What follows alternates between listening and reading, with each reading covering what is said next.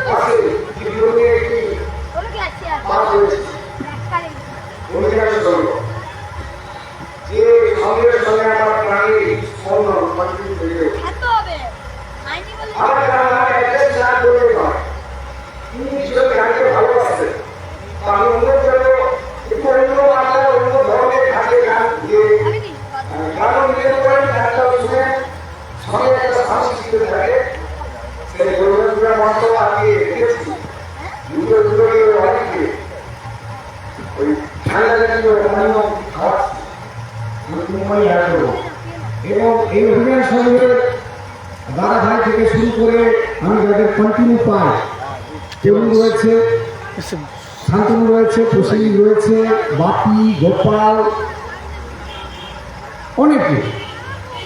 অনেকে তারা অন্তত আমাকে সাপোর্ট করে। এই ধরনের একটা অনুষ্ঠান সত্যি প্রয়োজনীয়তা, গ্রহণযোগ্যতা ওদের বলেছিলাম যে আজকে দিনটা সত্যি আমার ব্যক্তিগত একটা অন্য প্রোগ্রামে ছিলাম। মাস্টারমাস্টার অনিবাবু, আমাদের প্রণয়বাবু, রাজুবাবু থেকে মাস্টার পঞ্চানবাবু, তিনটিবাবু আছেন, আরও অন্যান্য মাস্টার আছে। আর দিদি দাদাদিগির মহাশয় গান গাইছেন, তবলা বাজাচ্ছে। একটা আলাদা আঙ্গিকে সিনেমা লাস্টে যে লাগোয়া এসি এই যে চেতনা বিকাশের অনুষ্ঠান, আমি তো অভিভূত। আমি কিন্তু নেই, কিন্তু সবার মধ্যেই আছি। এত সুন্দর অনুষ্ঠান, সবাই পার্টিসিপেট করছে। অনেক ঘন ঘন ফোন আসছে আমার কাছে, নাম্বার 3 মাস্টার সাথে দেওয়া ছিল, ওনারও বলছে কী করবো না, এখানে রবীন্দ্রকে নিয়েই দিকে থাকতে হবে, রবীন্দ্রকে নিয়েই ভাবতে হবে।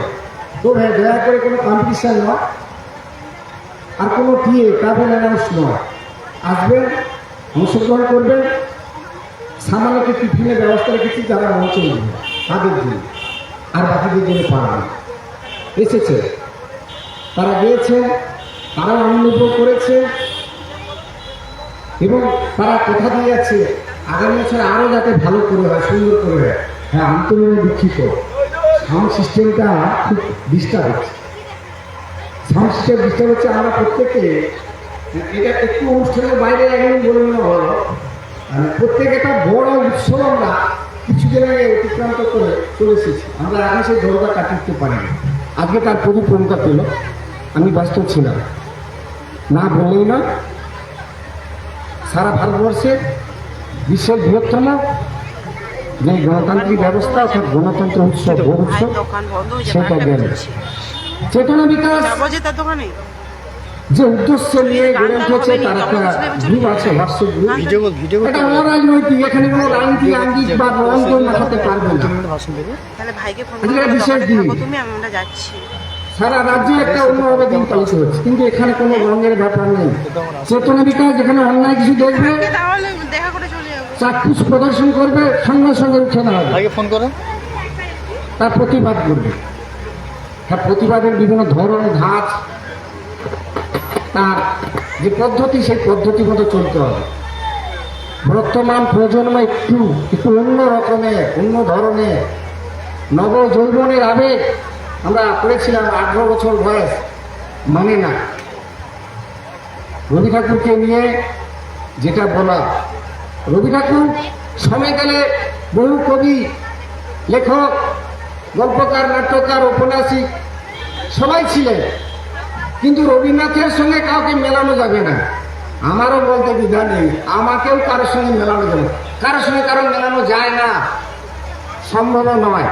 উদাহরণে আমি কেউ টেনে নিতে পারি, ও তার মতো, সে তার মতো মৌনেভার হয় না। প্রত্যেকের ভগবান আলাদাভাবে দিয়েছে, চেতনা সবার মধ্যে আছে, তাকে মাঝে মাঝে জাগাতে হয়, তাকে মাঝে মাঝে স্মরণ করিয়ে দিতে হয়, মাঝে মাঝে একটু ধাক্কা দিতে হয়, নাহলে নয় না। আমরা সবাই সব কিছু জানি।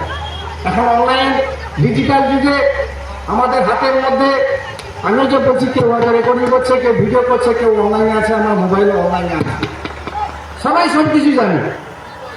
কিন্তু জানার মধ্যে সেটা আমরা কতটা ইমপ্লিমেন্ট করছি, কতটা প্রয়োগ করছি, সেটা কতটা আমি কানের মধ্যে ঢোকাতে পারছি, পারিনি।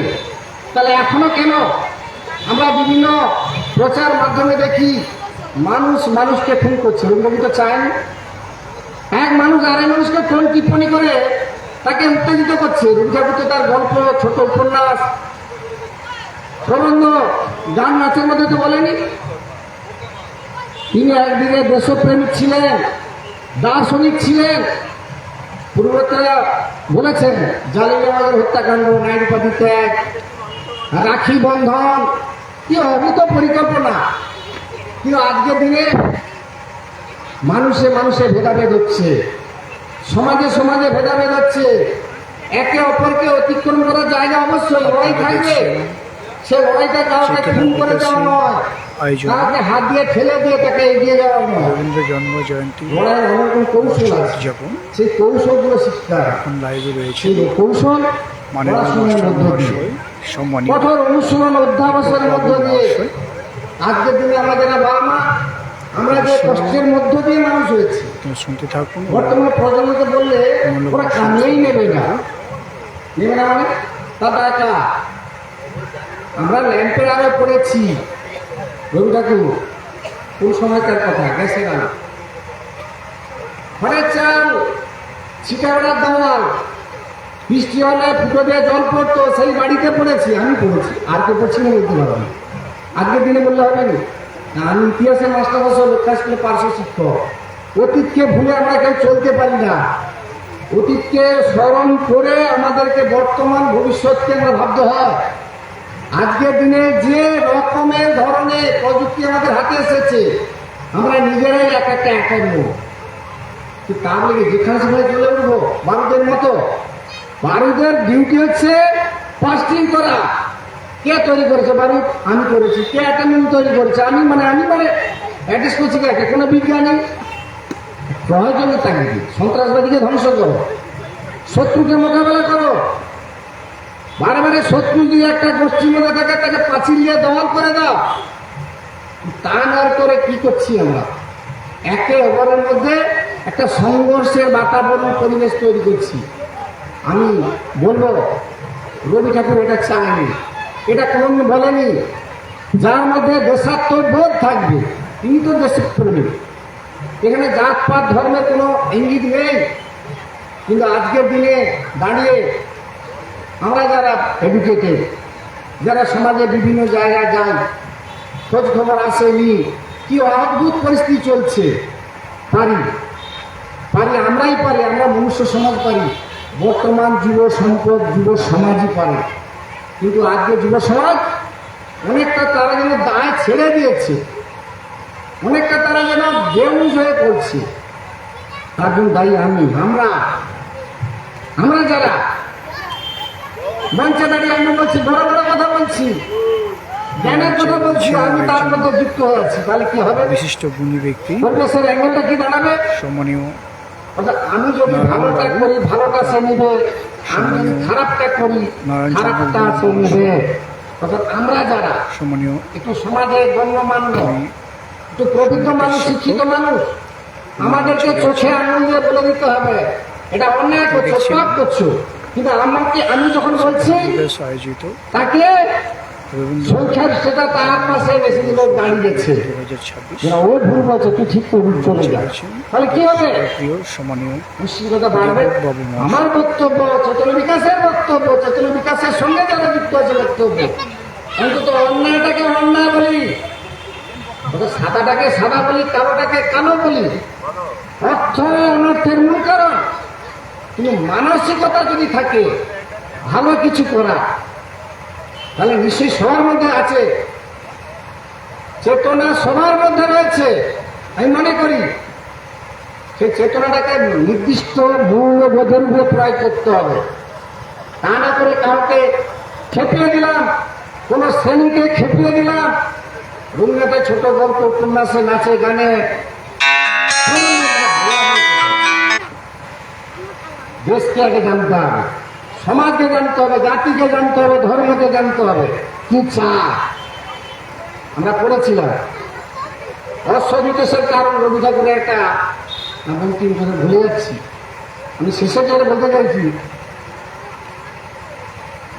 রবি ঠাকুরের যে জীবনীপুঞ্জি স্যারা বলেছে সে লক্ষণের গণ্ডি রেখা। রামায়ণ একটা ঘটনা বলে আমি শেষ করব। কি হবে? নিশ্চয় হবে। কি না, পিতৃ সত্য পালনার্থে রাম সীতাকে বনবাসে যেতে হয়েছিল। বড় ভাইয়ের অনুজ হিসেবে, সতীর্থ হিসেবে সঙ্গে গিয়েছিল কে? লক্ষণ। ভাইয়ের মতো শত্রু নেই, ভাইয়ের মতো মিত্র নেই। এখানে অনেক কিছু ঘটনা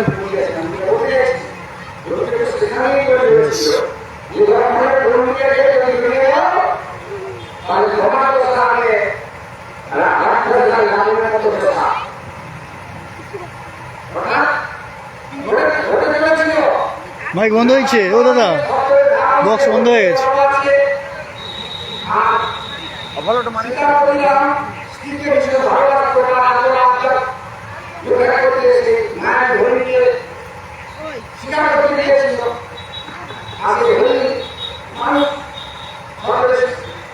সে রামের অনুগ্রহে আমাদেরকে সে রকমের বলি দিয়ে অনেকটা সমাজের কাছে, হ্যাঁ, দেবী সীতার কাছে অনেক কিছু করতে হয়েছে। দাদা দেখে দিয়ে যাবো দাদা। পাখা নেই না, ওই জন্য পিছনে বুতাম টিপা টিপা তখন চালাইছি। এবারে অবশ্যই পাখা দরকার, না হলে পাখা না হলে না, আপনি সেট এনেছেন, পাখা আনেননি? আমার সেট নয়। আচ্ছা আচ্ছা। এরা আমাকে রিকোয়েস্ট করে আর লোকের সেট আনাইছে। সে বলছে পাখি যদি থাকে তাহলে পাঠাবো। এবারে সে পাখা টাকা দেয়নি, ঝাস। বুঝলেন? এই জন্য সেট প্রবলেম, এই বন্ধ হয়ে যাচ্ছে নাকি? এই জন্য বন্ধ হয়ে যাচ্ছে। আচ্ছা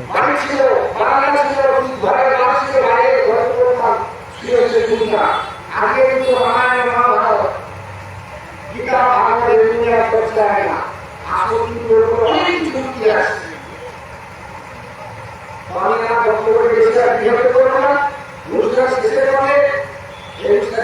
যারা শুনছে নিশ্চয়ই তাদের ভালো লেগেছে। এখন ভাবে জানমানো চালু বন্ধু পাশে ওদিকে যাচ্ছ কেন? ওদিকে রাস্তা আছে, যাবে না। দ্বিতীয় বৃহত্তম একেবারে গর্বের কালীর মধ্যে অনেক চালু বন্ধু রয়েছে, অনেক স্থায়ী দোকানদার বন্ধু রয়েছে। সবাই সবাই অবশ্যভাবে এই অনুষ্ঠানকে সুন্দর করেছে, কেউ কেউ এসেছেন দেখেছেন। আমরা অভিভূত আনন্দ যে ভোজের সঙ্গে একটা বড় অনুষ্ঠান করে সারা মায়ের খালি জোগাড় করে সারা জোগাড় কোনো অনুষ্ঠান থাকে না। তো এই অনুষ্ঠানের সঙ্গে অন্যভাবে এই সঙ্গে করতে শুরু আমাদের যুক্ত আছে, সঙ্গে আমরা অনেক মাস্টার আছে, সবাই সুন্দরী সবাই গেছি।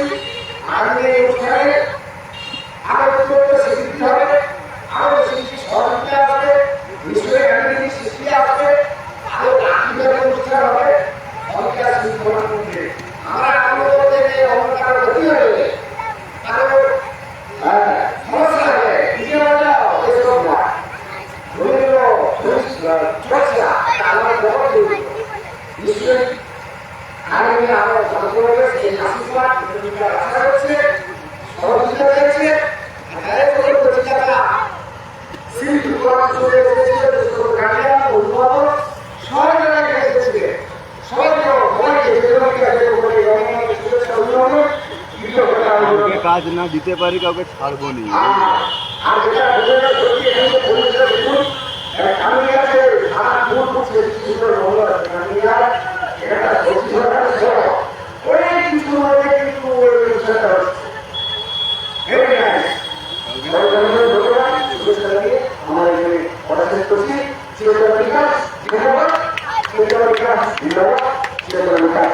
সবাই মিলে জোরে হাততালি দীপক স্যারের জন্য।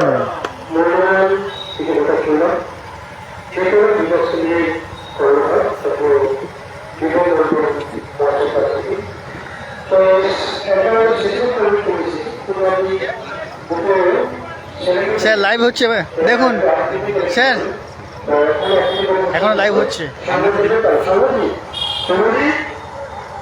এদিকে এদিকে দেখো, এদিকে দেখো, লাইভ চালাবে। দেখি দেখো। জয় শ্রীরাম। আশীর্বাদ